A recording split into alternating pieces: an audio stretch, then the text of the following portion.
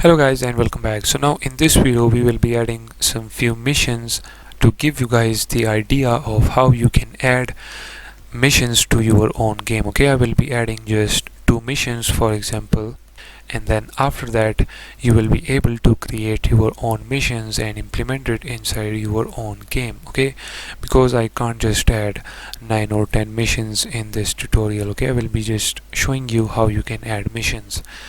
So first of all, in the scripts folder we have this player UI and health. Right here let's create a C# script by the name of missions. Then you can add this mission script to the player UI or even to the game manager. Okay, so I will just simply drag and drop it to the game manager. Now let's open this up.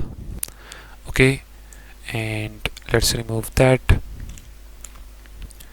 and at the top we will say using Unity engine dot UI.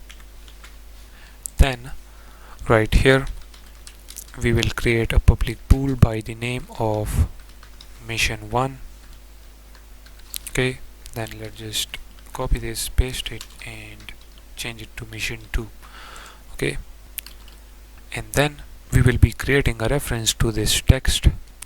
Okay, so for that we will say public text and let's name this as mission text. Okay, then let's add the update method, and in the update we will say that if the mission 1 is equals to false, or you can say if the mission 1 is not completed and also the mission 2 is also not completed, then the mission text dot text will be equals to, right here now we need to add the mission text, that what the player should do if none of the mission is completed. So right here our first mission will be to, for example, locate night. Okay, so this will be the text for the mission. Make sure that you change this text t to small t. Okay, and then if you get back right here, now if none of the mission is completed, then right here it will say find night. Okay, or locate night actually. Then after this we will say that if the mission 1 is completed and the mission 2 is not completed, okay, then it means that the mission 2 is remaining, so the mission 2 will be to fight the night. So right here we will say fight night. Okay, and then let's copy this if condition, paste it right here. Now if both of the missions are completed, then you will say missions completed. Okay, we will say missions completed, that is it. Okay, save the script, get back to Unity. Now right here we need to provide the mission text, so it is right here, drag and drop this text in there. Okay, simple as that. Then if we play the game, you can notice now that the mission 1 is not completed, it is showing locate night. If the mission 1 is completed, now as you can see it shows fight night, and for example if we fight the night, it will then show missions completed. Okay, and when they are not, it will show like that. Okay, and as you can see now, if we, for example, if the mission 2 is completed, as you can see it is still showing that locate night. So we need to first complete the mission 1, then the mission 2. Okay, and that is all thanks to the if condition.